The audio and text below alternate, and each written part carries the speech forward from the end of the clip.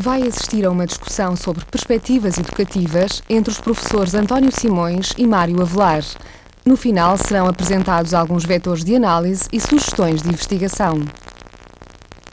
Professor António Simões, queria convidá-lo para agora, na próxima hora, conversarmos um pouco sobre as diferentes vertentes que existem hoje em dia a nível das teorias educativas e gostaria que pudéssemos começar esta conversa tomando como ponto de partida o seu livro. É, no fundo, uma narrativa autobiográfica e bilingue também.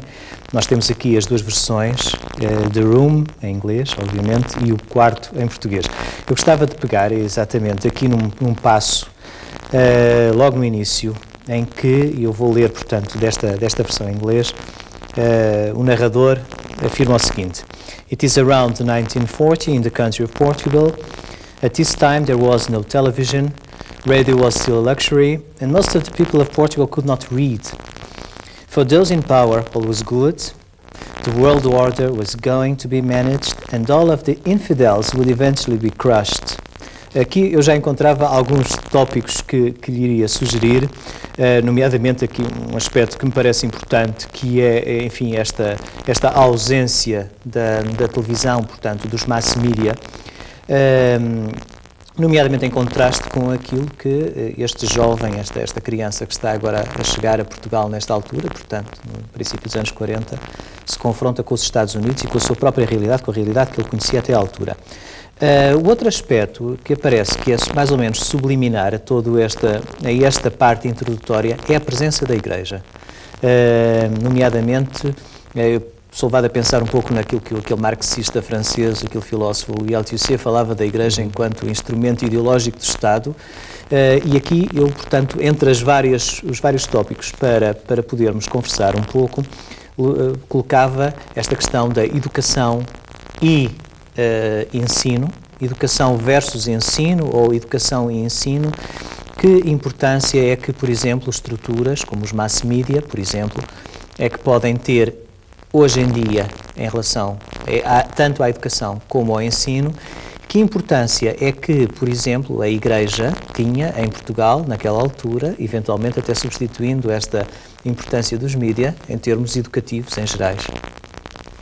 Bom dia. Primeiro, obrigado por convidar-me e desculpe, o meu português é um bocadinho fraco, assim vou falar português e inglês e vamos ter uma conversa. Não é interessante, como o Sr. Professor falou sobre mass media e naquele tempo, em 1940, 45, e quando era criança e eu cheguei aqui a Portugal, dos Estados Unidos, achei com miúdo uma coisa fascinante. Primeiro, não estava com a experiência de ver muitas pessoas vestidas em luto, em preto, e pensar, não é ideologia, e não é fechada, é uma cultura diferente, foi uma cultura muito, muito diferente. E vamos falar sobre 2003, que é agora, presente, vou dar um passeio no sentido de ideologia, pedagogia e mass media, e talvez 1946, quando cheguei aqui de Boston para Lisboa. Primeiro lugar, temos um conceito, Henry Giroux e até escritores europeus, chamado Cultural Capital, a cultura capital, não é no sentido cultural capital, que mais ou menos diz que sociedade e ideologia é controlada mais ou menos controlado por a cultura que o indivíduo está a viver. Naquele tempo, estamos num tempo de Salazar. Estamos num tempo de ditadura no sentido que Portugal estava isolado da Europa, não é? E sem aspas também. Isso já não é aspas. Eu lembro perfeitamente disso, era quando era estudante, eu também estudei em Coimbra, em 57, 1960, eu lembro a censura, lembro aquela... a Coca-Cola não se bebia, a Coca-Cola era contra a lei, não é? O Time Magazine era os meus amigos dos Estados Unidos, contrabando e tudo. Mas ver isso no senso cultural capital e lembro o Cardeal Cerejeira e esses conceitos todos era um país isolado, no sentido de 1946, 57 e tal. Naquele conceito, o indivíduo, acho eu, também fiz a quarta classe, quarto e quinto ano aqui, depois 3 anos em Coimbra. Achei, talvez, a pedagogia mais clássica. E legítima, quer dizer, clássica no sentido, em letras, era História de Portugal, Geografia, passei um ano em Ciências, em Físico-Química, e era Física, Química, mas era tudo de maneira clássico. Não havia no sentido de fora da ideia clássica, o mundo, o resto do mundo. Eu lembro quando voltar para os Estados Unidos, quando tinha 20 anos, quando estudei em Coimbra, achei um choque grande. Choque daqui para lá também. Achei, não era um mundo, era um mundo mais aberto, no sentido, o John F. Kennedy estava a correr para o presidente, havia já o movimento dos negros, no sentido do Civil Rights Movement, e às vezes pensava, mas o que é que está a acontecer em Portugal? Bem, havia o Santa Maria, 63, 64, para o Henrique Galvão e tal, e comecei a pensar, bem, é uma sociedade fechada no sentido, e não posso dizer que os Estados Unidos era uma sociedade aberta, também não era, mas era uma sociedade em crise da abertura dos negros, o conceito de acontecer em Vietnã, que os franceses foram para o Vietnã, depois em 63, 64, o Cuba, de Cuba e tal.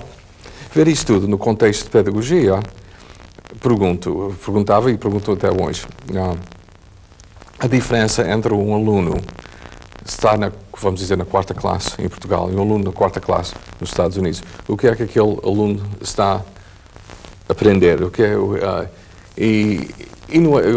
mais outro no mass media. Eu não estou em erro, a televisão RTP abriu aqui em 57 a 58. Okay. Lá já havia o mass media no sentido de televisão. Uma criança já tinha aquela abertura, não havia aquela censura do mundo. E naquele sentido comecei a pensar as diferenças entre a pedagogia, as ciências sociais, a criar um mundo diferente para cada criança, uma criança portuguesa e uma criança americana. Eu não estou a dizer uma melhor que a outra, eu estou a dizer que são diferentes, é uma abertura tão diferente. E também não estou a dizer que o fascismo e a democracia são melhores ou piores.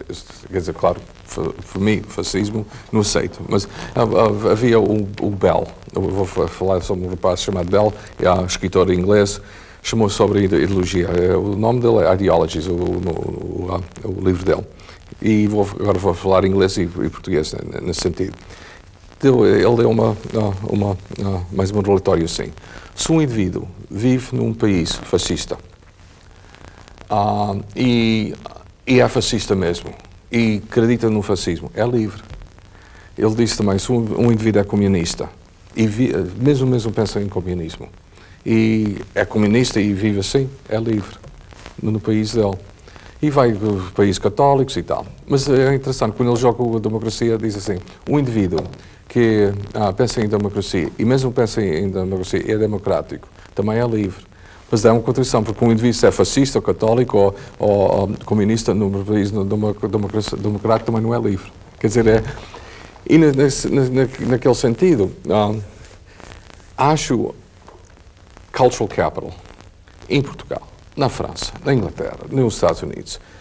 O indivíduo, cada país tem um cultural capital, mas eu acho que, agora e vamos entrar na pergunta, que é o mass media. O mass media, fundamentalmente, está, acho eu, dar uma base muito diferente para nós todos. Quer dizer, eu conheço jovens aqui em Lisboa, conhecem mais o New York Knicks do basquete que eu conheço. Já podem ver podem comunicar no sentido de televisão. Eu estou a ver, quer dizer, também outro problema.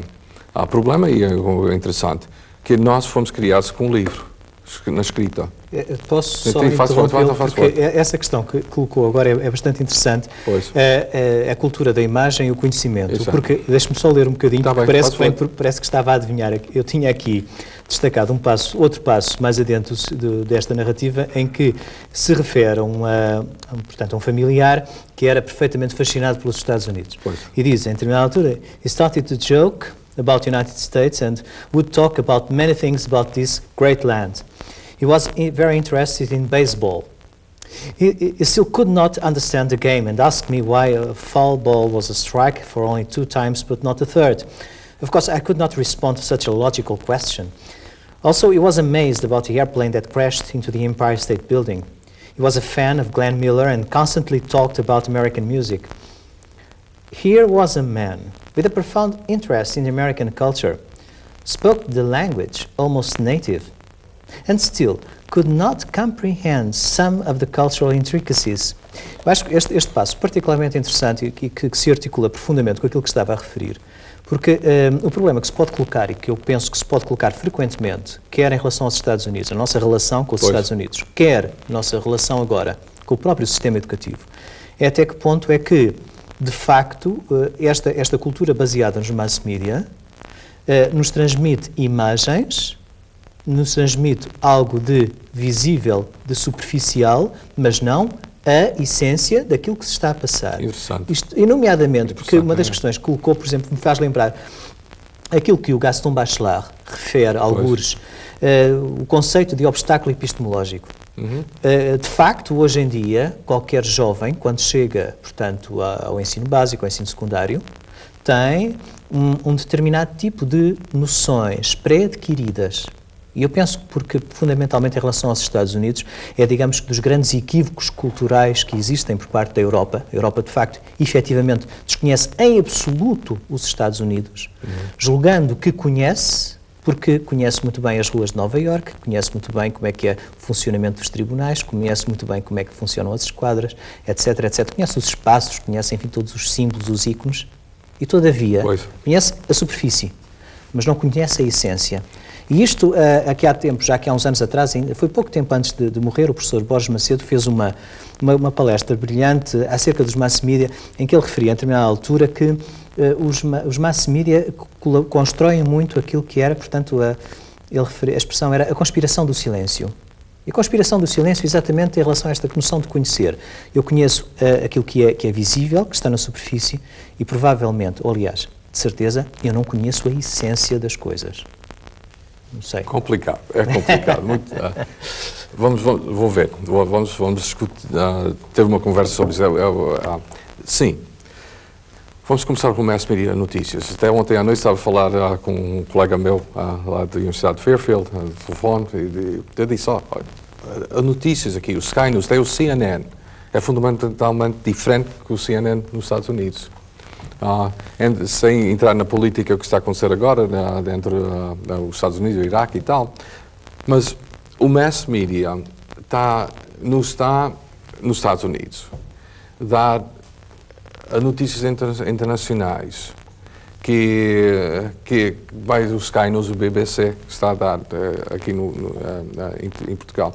Agora, não sei se isso não estou a dizer se isso é uma coisa controlada, isso é parte do mass media. Felizmente ou infelizmente, é negócio. É uma pessoa ficar no ecrã, ver quase 24 horas o que está a acontecer. E assim, o indivíduo, acho eu, que não vê as complicações da vida dos Estados Unidos, ou em Portugal, a vida de uma pessoa viver e ver a profundidade de uma cultura, que chamamos americana, a profundidade de uma cultura que chamamos portuguesa, nesse sentido. Vamos começar assim. Outro dia um colega, Lisboa, veio para os Estados Unidos, primeira vez. e fomos ao John F. Kennedy, mas fomos a Nova York, fomos a Connecticut, em Greenwich. Greenwich é um subúrbio muito alta classe média alta. E a primeira saída de Nova York, ele disse, está tudo aberto. Onde são os muros? Onde está tudo? É assim, mas não tem medo dos assaltos? E disse, não, isso é tudo aberto, como o senhor professor sabe, que os subúrbios lá é tudo aberto. Ele ficou admirado que o conceito de não é liberdade pessoal, mas o conceito de ser aberto, ele pensava que nós armas aqui e tudo assim, ser assaltado, e não é bem assim. No sentido da cultura, uma experiência, isso é mais concreto. O racismo nos Estados Unidos. O racismo é um problema que ainda não é resolvido em pedagogia, nas escolas no sentido do... acho eu que o racismo é tão profundo ainda nos Estados Unidos que o indivíduo, para resolver aquilo, vai ser algumas gerações. E concreto agora. Em 1977 ou 1980, eu estava no Universidade de Boston e era diretor lá do Centro Multicultural Bilingue, e nós éramos responsáveis por criar programas bilíngues e resolver problemas multiculturais e a raça e tal. E o que aconteceu, como sabe, houve uma lei, Brown versus Topeka, em 1954, que disse que as escolas não iguais, mas separadas, não é parte da Constituição dos Estados Unidos. Aconteceu, eu era responsável do que chamamos do Office of Civil Rights, ou de direitos civis da raça, para ver um plano, criámos um plano em Boston, para ver se podemos integrar as escolas entre o negro e o branco. Fizemos o busing plan, não sei se para pessoas que não conhecem, o que aconteceu é que foi um plano dos tribunais. Crianças brancas iam para as escolas negras e as escolas negras iam para as escolas brancas todos os dias da manhã e tal. O que aconteceu? Depois um ano ou dois, as escolas de Boston começaram a ser o que chamamos brown and browner, mais castanho, vamos dizer, não sei se a tradução é bom em português. O que aconteceu? O branco começou a criar escolas privadas, pôr os miúdos todos, as crianças todas nas escolas privadas, e as escolas públicas ficaram com só negros e hispânicos. O que é que quer dizer? No sentido que agora o senhor professor disse, isso é uma parte, acho eu, que um estrangeiro vir para os Estados Unidos não conhece aquela parte do racismo, que é duro. É duro no sentido... agora, eu não conheço o racismo português. Há racismo aqui, mas quer dizer, culturalmente, porque não foi criado em Portugal. O senhor professor talvez podia, outro dia, ter uma conversa sobre o racismo português. No sentido de individualized instruction. Okay. Aconteceu no Japão, em 1947-48. O Teachers College tinha a responsabilidade, depois da Segunda Guerra Mundial, entrar no Japão e criar um sistema educativo. Muita base da ideologia americana é o individual differences, o indivíduo e tal, que é mais importante que o seu coletivo e tal. Quando foram para o Japão, criaram as escolas no ideal americano, ou the American way. Foi um fracasso. Foi um fracasso, começaram a dizer a cultura japonesa, num sentido, é mais coletivo, no sentido de pedagogia. Não é? E foi assim. Agora, são essas coisas, mais uma, e depois vamos... gostava de saber se o senhor professor também poderia responder. Cada cultura tem uma pessoa pode conhecer a língua, mas não... Eu posso dizer... quase os portugueses todos, até portugueses viverem lá, não sabem a diferença entre o New York Yankees e o Boston Red Sox. Ir para um Yankees game, vamos dizer, ou Red Sox game, que é mais ou menos que quase os americanos todos, e muitos estrangeiros aqui que vivem em Portugal, não sabem entre o Benfica e o Sporting. Quer dizer, aquela história entre os dois. Isso é parte da cultura portuguesa, o Benfica e o Sporting, como o Yankees o Yankees e o Red Sox. E são essas coisas. Mas agora o mass media talvez vai resolver parte disso. O mass media que estou a ver é um fenómeno que para a Europa, para os Estados Unidos, talvez para os países mais industrializados. Eu não sei para a África, ainda não sei, não tenho ideia nenhuma. Partes da Ásia que mais pobres, não sei se isso é válido na nossa conversa no sentido do mass media, mas acho que o mass media agora está a visualizar, está a entregar o miúdo português, a criança americana, às vezes estão a ver o mesmo E a minha pergunta fenómeno. Agora, desculpe interrompê-lo, mas a questão que se pode colocar, e é aí que eu penso que a função, nomeadamente a nível do ensino, do docente, que pode ser particularmente importante, é que a criança o jovem vê um jogo de beisebol. Pois. E pode estar a ver, sim, portanto, numa outra televisão ao lado, um jogo de futebol. A questão está a saber porque é que, por exemplo, beisebol é um jogo tipicamente, endogenamente americano. Exato. Do mesmo modo que o futebol é um jogo endogenamente ocidental, no sentido europeu, enfim, e nomeadamente português. Isto é, o jovem pode conhecer as regras.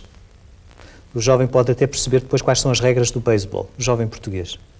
Mas se calhar ele não compreende por que motivo é que aquele jogo é um jogo, em termos culturais, civilizacionais, profundamente americano. Isto é, e aqui volto um pouco àquela questão que eu referi ainda há bocado, do certo obstáculo epistemológico, não é? Nós temos uma coisa visível, nós podemos conhecer a regra, mas porquê a essência? Eu, por exemplo, acredito que o beisebol é um jogo tipicamente americano, porque é um jogo que assimila, que interioriza profundamente aquela tensão entre o indivíduo e o coletivo que faz parte da sociedade americana. E que não tem, portanto, que nós, europeus, julgamos que é uma sociedade individualista, o que é de facto um disparate, porque não é. Mas é uma sociedade em que, e o beisebol emblematiza isso, não é? Portanto, há de facto essa tensão óbvia entre a função do indivíduo e a função da equipa, a especificidade de cada uma das coisas. A generalidade dos nossos jovens vê o beisebol, pode inclusivamente, a partir de uma determinada altura, perceber como é que são as regras, mas não consegue perceber por que motivo é que aqueles americanos gostam de um desporto tão estranho como aquele e porque é que os americanos, por exemplo, porque é que o futebol não é, efetivamente, um desporto nacional. Isto é, este é o problema que eu coloco e que, em certa medida, voltava um pouco ao princípio, é que nós temos a educação e nós temos o ensino, nós temos a educação, de facto, passa muito pouco pela escola, passa muito pelos mass media, e os mass media, frequentemente, aquilo que nos vão transmitindo sistematicamente, não é uma problematização das coisas, mas são imagens que nós limitamos a percepcionar e que depois não conseguimos, digamos assim, desmontar. Também. E o problema é, na minha opinião, em que medida é que a escola, por exemplo, pode apanhar estas imagens de forma a captar a essência de uma cultura. Nós temos, no fundo, grandes teorias educativas hoje em dia, que todas elas acabam por, de uma forma ou de outra, espelhar as tensões sociais que existem. Por exemplo, a partir de finais dos anos 70, sensivelmente nos Estados Unidos, muito na sequência da geração beatnik, portanto, e daquele espiritualismo que esteve ligado, enfim, a essa geração. E aos próprios anos 60 surgem aquelas teorias educativas muito centradas, enfim, no budismo zen, no taoísmo, na dimensão espiritual, na meditação. Perdão. É qualquer coisa que cá em Portugal passa muito à margem, enfim, existe apenas, é algo de perfeitamente residual, mas, por exemplo, nos Estados Unidos, nós cá em Portugal tivemos e continuamos a ter um projeto educativo que passa pela noção de área-escola e, no entanto, nós se calhar não temos a noção de que o pai remoto dessa área-escola vem exatamente dos Estados Unidos, é o John Dewey, não é? E que tem a ver com toda aquela noção, portanto, do indivíduo enquanto ser social, aquela ideia de weaving its own web, portanto, em termos sociais. Portanto, um pouco para de facto, muitas das vezes nós pegamos a superfície das coisas e não chegamos à essência. E é aqui que nesse caso, o caso que eu referi há bocado, o professor Borges de Macedo, referia, portanto, conspiração do silêncio. Não conspiração no sentido determinado, não conspiração porque seja algo que está programado à partida, mas porque tem a ver exatamente com a nossa própria ignorância, nomeadamente a ignorância daqueles que trabalham nos mass media, acerca, portanto, da substância, da base, do solo das coisas. As pessoas não compreenderem, por exemplo, que os Estados Unidos, que se são diferentes, é pelo facto de serem, por exemplo, uma cultura de raiz essencialmente protestante, e que parte do norte da Europa, e que é uma cultura essencialmente moderna, mas moderna no sentido de que nasce com a modernidade. Enfim, no entanto, nós sabemos quem é o Glenn Miller, Empire State Building. Yet, here was a man who could not comprehend some of the cultural intricacies. E qual o papel da escola em relação a isto? Ok. Vamos explorar nesse sentido. Acho eu, o mass media tem, talvez para conversa, dois paradigmas. Um é passivo. O passivo, acho eu, é a criança sentar, ver televisão, ver aqui o cabo em Lisboa, o cabo lá e fazer o que chamamos o surfing e receber nada e receber tudo ao mesmo tempo, não é? E naquele sentido que acho que o mass media está a dar imagens às nossas crianças. Não é equivalente, mas estão a dar imagens no sentido de passiva, pedagogicamente. O indivíduo não está a participar. Mas há outro que é engraçado, que chama, vamos dizer, ativo, que é o internet.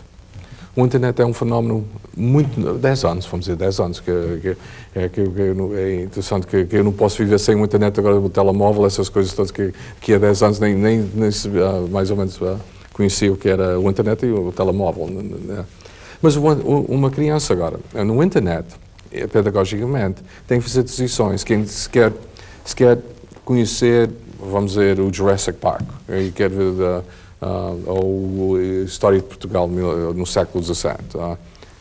Vai lá para o google.com ou sapo.pt e vai ao search engine, não é? Está lá. Naquele sentido, não sei se chamamos o mass media. O mass media, no sentido passivo, digo, luz vermelha, cuidado. Nós estamos a ver isso muito no centro de consciência, ver se o que é que as crianças em dia estão a receber em imagens. Mas na ideia positiva, no internet, é uma pedagogia já, a criança pode sentar sozinho e às 10 horas da noite, 8 horas da manhã, e perguntar uma pergunta que bem, pensou, e disse, não tem que ir ao seu professor, à professora, e no sentido também não é censura, está lá, e geralmente a informação está lá. Dois problemas sobre o internet, acho eu. Uma, o research ainda não está assim tão claro. Para trabalhar no internet, o inglês é o mais importante, é a língua franca no internet ainda. Por exemplo, um indivíduo no search engine português ainda já há uma base muito importante, mas fizemos nas aulas em Fairfield o ano passado. Fizemos search a países como a Dominicana Republicana, países mais pobres, não é? Costa Rica e tal, lá na área da América Central e América do Sul. O internet é muito fraquinho, e também em muitos países na África. Começamos a pensar em pedagogia, se talvez vai ter uma separação do have e o have nots, quer dizer, os europeus e os americanos, quer dizer, bem, o país da Europa e os países mais, quer dizer, com mais indústria, vão pedagogicamente e no sentido das crianças vão ter mais conhecimento do mundo que os países pobres. Isso vai ser uma coisa, acho eu, uma coisa impressionante. Mas voltar à pergunta se vão conhecer a cultura, acho que não. E na cultura é uma coisa tão... é o cultural capital do país. Isso é só experiência, acho eu. É só a experiência de uma criança ir para os Estados Unidos, ou uma criança foi criada aqui, acho... que conhece alguma parte da cultura portuguesa. Outra resposta do Tony, outra vez, que não conheceu o beisebol e tal. Eu acho que sou feliz de uma maneira. Felizmente, há a teoria, e há muita a teoria linguística, um indivíduo para ser bilingue ou bicultural. A maneira melhor de ser bilingue e bicultural, se um pai ou mãe só fala uma língua e o pai e a mãe fala a outra. Felizmente, meu pai, criado foi para os Estados Unidos em 26, estudou em Coimbra, depois estudou lá, e ele só falava português em casa. Eu só falava português com ele. A minha mãe foi para os Estados Unidos com 2 anos de idade, americana, naquele sentido. Fala português, mas é mesmo americana. Só fala inglês comigo, então ainda é viva e só falo inglês com ela. No sentido do Tony, o Tony só foi criado em Portugal. Nunca conheceu a língua, não conheceu a língua culturalmente americana, a língua inglesa nos Estados Unidos. No sentido que eu acho que para ser bilingue, no sentido de conhecer os 2 países, por exemplo, eu emocionalmente, mais ou menos, conheço ser agressivo de uma maneira americana e mais ou menos sei ser agressivo em Portugal, no sentido de emoções, não é? Nos Estados Unidos, por exemplo, por causa do sentido do Westward Movement, isso da pistola, das armas e tudo, é um país muito agressivo com as armas. Okay? Eu emocionalmente conheço isso, conheço aquela parte da emoção que eu sei que um indivíduo tem que ter cuidado de ser agressivo com outra pessoa lá, porque vem uma pistola e é morto. Eu sei negociar aquele espaço. Em Portugal, não existe aquela de tiros. Todos os países têm uma maneira de ele ser agressivo, não é? E no sentido, aqui é mais a palavra, é mais a palavra. Eu sei negociar isso, mais ou menos. O Tony não sabia isso. Mas outra vez o mass media, talvez em geração a 2, um português vai conhecer os Estados Unidos e os Estados Unidos talvez vai conhecer Portugal. Significa, por exemplo, que em termos a escola deveria necessariamente integrar, portanto, a escola deveria necessariamente integrar esse tipo de estratégias que surgem com os mass media? Não sei. Integrá-las em termos curriculares? Isso é outra pergunta. Não sei. Vamos explorar a pergunta, mas não sei a responder. Parte do António Simões. Eu acho que cada país tem a sua história, sem a literatura, a arte e tudo, e preservar aquilo, porque pessoalmente acho que uma coisa preciosa. Como os Estados Unidos têm, bem, a história dele e tal. O mass media está agora, não é roubar, mas está, bem, vamos dizer roubar, não tenho outra palavra, infelizmente, não, agora, está a tirar aquela sem ser português, ou ser francês, ou ser americano, ok? O americano é mais porque os americanos estão a controlar o mass media muito, isso para bem, outra conversa para outro dia. Não sei, Sr. Professor, acho, numa maneira, no sentido daquela pergunta, acho que uma pena que coisas estão a desaparecer, mas isso é da escola antiga também, não é? Então, porque de facto essa questão é particularmente curiosa, porque uma das vertentes que tem sido importante em termos das teorias educativas nestes últimos anos passa exatamente pelas chamadas teorias académicas, que fazem essa ênfase, não tanto no estudante, obviamente, portanto, mas sim essencialmente nos conteúdos, não é? Toda a ideia de que é necessário, perante esta cultura de superfície, nós apresentarmos uma alternativa, e essa não é back to the basics, mas é back to the classics, portanto, e fundamentalmente recuperar aquele ideal grego da paideia, portanto, recuperar um determinado tipo de ideal baseado naqueles arquétipos que nós herdamos fundamentalmente da Grécia Antiga e eventualmente também de Roma, de modo a construir um determinado tipo de... E a questão é um pouco complicada, ou pelo menos algo sensível para hoje em dia, para as elites. Está bem. É? Bem, pois é, aliás, se me permite, só mais uma questão ainda, porque com um sinal que algo politicamente algo contrário a isto, não é? Surgem aquele tipo de teorias mais ou menos sociais, digamos assim, que são, por exemplo, baseadas nos métodos de Paulo Freire, etc. Exato. Portanto, que têm toda uma outra dimensão ecológica, digamos assim, e que veem a educação enquanto instrumento para a construção de um futuro melhor, mais equilibrado, etc. Portanto, de facto, há todo este tipo de tensão entre estas estratégias educativas que acabam por ter ênfases, uma ênfase no conteúdo, as académicas, outra ênfase na dimensão social. E sei lá, por exemplo, depois teremos, por exemplo, aquele tipo de teorias mais ou menos personalistas, não é? Portanto, essencialmente devedoras do Rousseau, portanto, baseado um pouco numa certa noção de escola aberta, etc. Portanto, há dentro da escola, na prática, e se quiser, portanto, sintetizando para lhe passar a palavra, no fundo, a escola, os jovens, acabam por ser sistematicamente, portanto, um espaço de experiência, de conflitos que são conflitos, obviamente, sociais, são conflitos políticos, são estratégias políticas, pessoais, portanto, religiosas, etc. Isto é, a educação, o ensino, não é de facto uma coisa inocente. Vamos dividir dois conceitos, pedagogia e ciências da educação. A pedagogia, no meu ver, é o Piaget, é o Skinner, talvez o Rousseau, o Paulo Freire, no sentido, eles falavam sobre a metodologia, maneira da criança, o Piaget, por exemplo, que é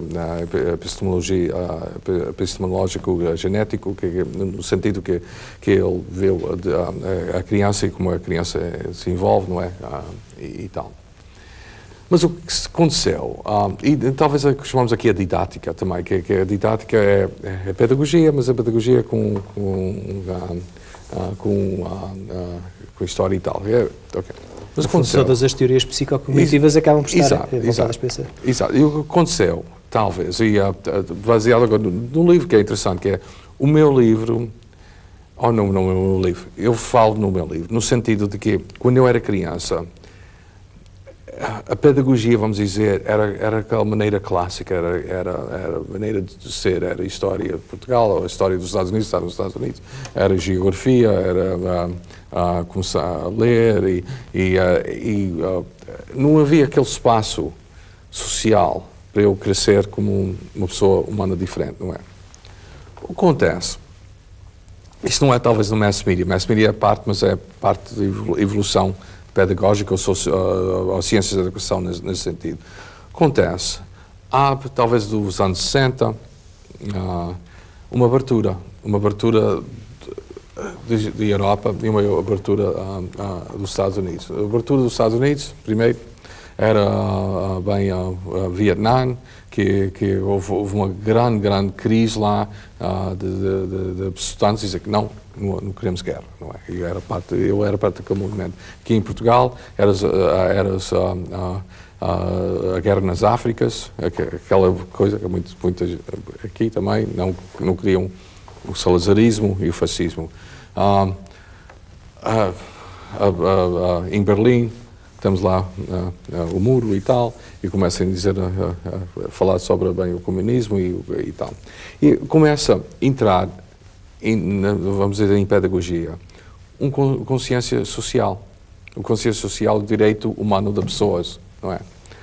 E acontece. Nos Estados Unidos, vou dizer nos Estados Unidos, e talvez o Sr. Professor pode falar aqui, porque não estava a viver aqui, não sei, naquele tempo aconteceu. Começou primeiro, uma experiência muito concreta. Eu estive, felizmente, eu estava a estudar o mestrado e o doutoramento na Universidade de Colômbia, em Nova York, em 1967 a 71. Não sei se sabe, Nova York, a Universidade de Colômbia, era a base do anti-Vietnão dos Estados Unidos. Eu estive lá com o Ginsburg, com o Danny DeRed, aqui da Alemanha. Felizmente estive parte daquilo, e nunca esqueço. Estamos num prédio, tomamos um prédio, estamos lá sentados num prédio, e vem o Red Brown, e parece que o Elbert Cleaver, o Mamau Quinhata, a malta naquele tempo que chamamos de Black Panthers, chega lá ao prédio e disse: "All whites have to go." E nós, o que é isso, all whites? Isso é diferente. Não, this is a black building. Isso é um prédio negro, não é? E nós, eu como um franquinho naquele tempo, vou-me embora como estudante, não é? Vamos todos embora, não é? E saímos lá. E eu lembro, emocionalmente, perguntando, porquê é que a separação? Mas agora estou a ver, é o princípio da consciência de um dos movimentos negros nos Estados Unidos. Acontece. Vou para o Law Library, que é a biblioteca, tomar daquele prédio, porque é interessante, no Colômbia, isso é para outro tema, mas no Colômbia está dividido, cada prédio tem os marxistas, o trotskis, cada prédio teve a ideologia dele. Eu vou para o Law Library era os yippies, eu era parte do yippie. E estamos sentados lá, chega ao meio-dia, é tempo para comer, não é? Começamos a fazer a lista para o almoço. Chega lá um estudante, colega, e ela vira para nós e diz: "Get your own lunch. We think women are slaves." Por que pensa que as mulheres são escravos? E nós, assim, um bocadinho, não, é tempo para comer. Mas, outra vez, agora falar a sério, foi também parte da consciência do movimento da mulher. Okay. Pedagogia. Acontece nas escolas, essa geração, a nossa geração, começamos a entrar no poder. O que é? Agora, no sentido eu dou uma cadeira lá que se chama Multicultural Education. E que o Multicultural Education agora é chamado diversidade. O que é que estou lá? Vou falar agora em inglês. Sexual Orientation é parte da cadeira, quer dizer, uma pessoa que tem direitos a ser homossexual, ou ser heterossexual, ou bissexual, é parte da cadeira, parte do conteúdo, parte do programa das escolas públicas para as crianças agora. Handicap, os direitos de pessoas de Special Education. National Origin, direitos dos imigrantes. Na minha parte, que é a especialidade Linguistic Origin, programas bilíngues e tal. Race, claro, raça. É parte disso. O que acontece em pedagogia, acontece que agora uma criança na 4ª, 5ª, 6ª classe entra nos Estados Unidos numa escola. É menos geografia, menos história, mas é mais política, vamos dizer, social. Baseado, talvez, em pedagogia, mas baseado mais em ideologia. Eu estou a ver, agora estou a dar aqui nos estudos americanos, a aula em American Studies, os estudos americanos. Penso eu ajudo-me nesta área, penso em Portugal também, está a acontecer, é mais social, a pedagogia, os professores estão a discutir mais direitos sociais que aprender, vamos dizer, geografia e história e tal. E isso é fundamental. O quarto é o sentido de outro mundo, completamente, era um mundo fechado, o mundo que a igreja controlava o nosso comportamento moral. Era um mundo muito diferente. Eu acho, Índia, a minha experiência em 1946, 47 ou 48 e minha experiência até na universidade em 57, 60 em Coimbra. Se eu podia agora regressar como criança e ir para as escolas portuguesas, às escolas americanas, o mass media, o sistema global, o sistema de direitos da criança é fundamentalmente diferente. Pior, melhor, não sei. É diferente. Eu sei que as minhas netas, que têm 10 anos de idade, que têm conhecimentos muito, muito mais profundos que eu tinha com 10 anos de idade. No sentido de ser de alguns dados, mas também não tem aqueles profundos conhecimentos de geografia e história. Mas pergunto também, eu não sei. Nós fomos criados, vamos dizer, num sistema clássico. Eu penso que o seu professor também foi criado. Mas estamos aqui agora, sentados, e eu não sei se essa geração, quando chegam à nossa idade, vão fazer muita diferença. Não sei. Isso vai ser interessante, porque nós não somos assim pessoas fechadas também. Não somos aquelas pessoas... Fomos criar um sistema...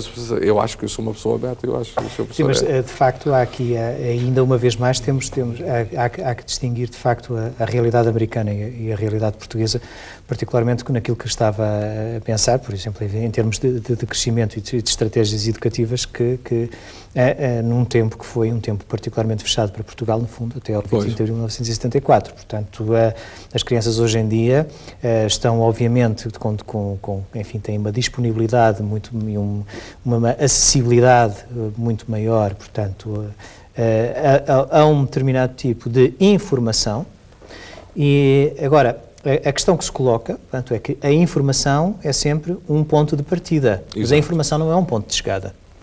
Não é? Exato, e esta é sempre muito a minha preocupação. Eu, por exemplo, não sei até que ponto é que essa análise, que é muito uma análise, e esse debate, que é um debate muito estranho ainda a Portugal, portanto, que referiu da sexual orientation, etc., é de facto um debate ainda, nesta altura, ainda não chegámos à introdução específica da cadeira de introdução portanto, iniciação sexual nas escolas, portanto, estamos obviamente numa fase diferente do debate democrático, se quiser, ou do debate educativo, mas simultaneamente a questão que se coloca para mim é fundamentalmente até que ponto é que a informação significa necessariamente uma reflexão profunda sobre a essência das coisas.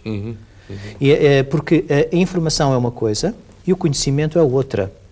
O conhecimento pressupõe necessariamente a informação, mas a informação não é, efetivamente, o conhecimento. O conhecimento é o Tony ir para os Estados Unidos e conhecer o beisebol. Ou a pessoa do americano vem ver o jogo do Benfica Sporting, mas conhecer profundamente bem, exatamente. Portanto, há todo um nível de reflexão, e tem que haver necessariamente todo um nível de reflexão, e um nível de reflexão que vá para além, portanto, daquilo que eu falava, portanto, dessa cultura imediata, portanto, dessa visibilidade da imagem. Portanto, o que está subjacente à própria imagem. E, digamos assim, particularmente para aqueles como nós, que trabalham muito em estratégias educativas, que passam pelas novas tecnologias, por exemplo, que passam, por exemplo, pelas dimensões mais ou menos sistémicas em termos do ensino, nomeadamente a nível do ensino à distância, não é?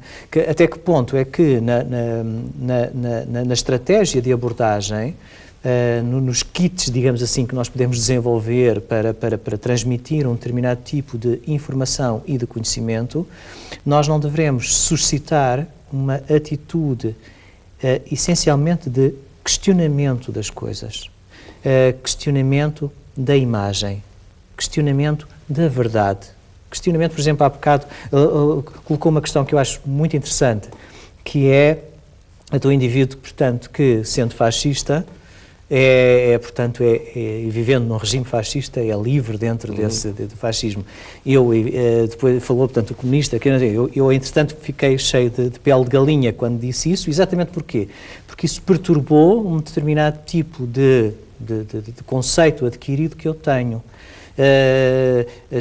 Diz-se assim, todos diferentes, todos iguais. É um slogan que se tem difundido. E nós reproduzimos este slogan. Mas depois, a seguir, somos capazes de dizer, sim senhor, eu fico aqui nesta sala, mas não quero estar na mesma turma em que está aquele menino que é cigano. Pois. Somos todos diferentes, todos iguais, mas o cigano fica ali na outra turma. Não quero ciganos ao pé de mim. Todos diferentes, todos iguais, mas aquela criança tem HIV e eu, portanto, não quero que aquela criança vá para a escola dos meus filhos. Todos diferentes, todos iguais, mas aqueles meninos são ucranianos e não falam exatamente um português como eu falo. Portanto, e este é um problema que eu penso que se coloca muito em termos das sociedades contemporâneas, é até que ponto é que nós nos limitamos à informação e transmitimos junto dos jovens informação, transmitimos estereótipos, frases feitas, que são às vezes, por exemplo, aquela frase, a minha pátria é a língua portuguesa, não é? E nós utilizamos isto como se fosse quase que, muitas das vezes, utiliza-se a dizer como se fosse uma perspectiva nacionalista. Ora, o Bernardo Soares, que não é o Fernando Pessoa que diz isso, é o Bernardo Soares, quando diz a minha pátria, a língua portuguesa, ele disse assim, o contexto é, eu não sou absolutamente nada nacionalista, podem-me levar Portugal, levem o que quiserem, não me interessa absolutamente nada, a minha pátria é a língua portuguesa, eu estou a citar de uma forma perfeitamente livre, a minha pátria é a língua portuguesa e a coisa que mais me irrita é que escrevam mal português. Portanto, ou seja, e no entanto, nós transmitimos aos jovens, sim, jovens, pensem, Portugal, a minha pátria, a língua portuguesa. A origem disto era exatamente alguém que recusava o nacionalismo. Portanto, o problema que eu penso que se coloca muitas das vezes hoje em dia é nós transmitirmos determinado tipo de lugares comuns, de estereótipos, de frases sobre as quais efetivamente não refletimos. E, portanto, qual o papel do professor enquanto formador? O professor é ou não um formador? Os instrumentos que ele utiliza são ou não para a formação? Aquela ideia do Carl Rogers, portanto, on becoming a person. Estamos ou não a ajudar a becoming a person? E becoming a person é também ser mais livre, no sentido de ser capaz de pensar pela sua própria cabeça. Exato. E não por frases que nós vemos na televisão, assim, é verdade. Exato. Bem, eu vou responder assim, vou responder como António Simões agora, como pessoa, não é como professor analítico, isso é uma coisa, agora é pessoal. Para mim, acho que todas as crianças têm o direito de ser mesmo, o indivíduo que é. Eu acho que o professor tem o direito e a obrigação de criar uma aula que aquele indivíduo pode crescer o máximo que pode na vida. Se é música, o Multiple Intelligence Program, se é música, criado no campo de música, se é tem maneira de comportamento ou habilidade linguística. Agora vou numa área que no estado, como disse, tem tendências à homossexualidade, se quer ser homossexual. Não importa, quer dizer, a pessoa tem que ser humana. Para mim é ser humana. Sou já mais aquela ideologia, vamos dizer centro-esquerda ou à esquerda, da minha geração, que o nosso papel, o meu papel, como professor, como António Simões, é ver uma pessoa humana igual ao meu. É humanos, como eu. Que eu preciso de uma transfusão de sangue e eu não vou pedir se a pessoa se é português ou francês ou negro, eu preciso sou doente, preciso o sangue da pessoa, não é? Naquele aspecto,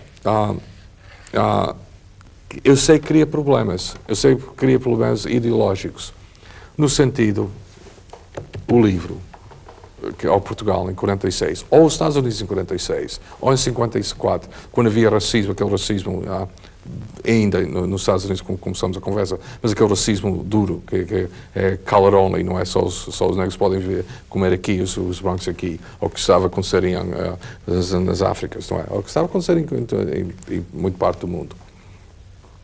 Acho eu, ideologicamente, nós temos a obrigação de, se eu tenho uma criança negra, cigano, mulher, ou rapariga, rapaz, uma pessoa tem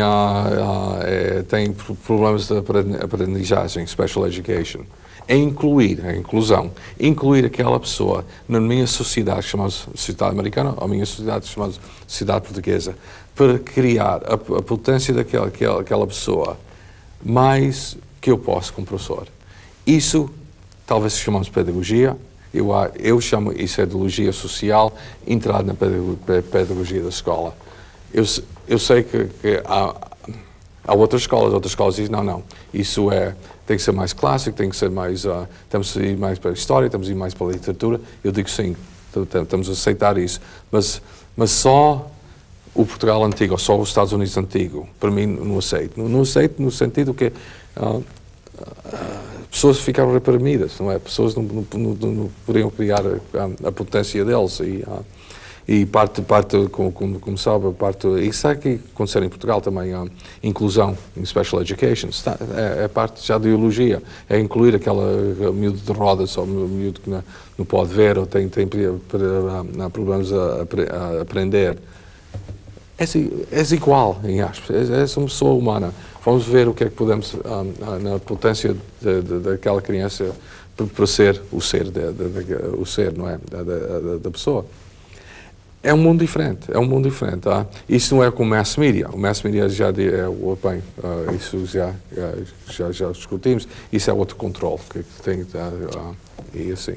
Eu acho que parte da ideologia, ou a parte da pedagogia, é isso mesmo, é incluir todas as crianças na escola para ser sucesso na escola e sucesso na sociedade.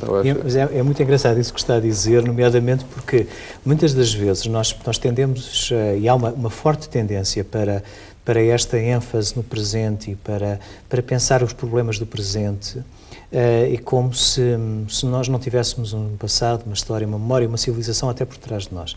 É muito curioso isso que está a dizer, porque em última análise, eu penso que isto é um debate que remonta ao tempo entre duas figuras, e Sócrates de um lado, Sócrates do outro. Quer dizer, ou nós temos uma perspectiva, se quiser, mais sofista, em que nós estamos a transmitir apenas estratégias e estamos a transmitir apenas conteúdos, e estamos a orientar alguém. E depois temos um pouco aquela dimensão mais socrática, que é a dimensão mais interrogativa, que em última análise tem a ver com a formação do indivíduo, e que em última análise tem a ver com a sua própria, no limite tem a ver com a sua própria liberdade, digamos assim. E é isto que é curioso. Eu penso que muitas das vezes a própria juventude hoje poderia ter uma perspectiva mais integrada e mais lúcida até, se frequentemente fosse confrontada com determinado tipo de tradições que existem nas suas próprias sociedades. Exato, eu concordo.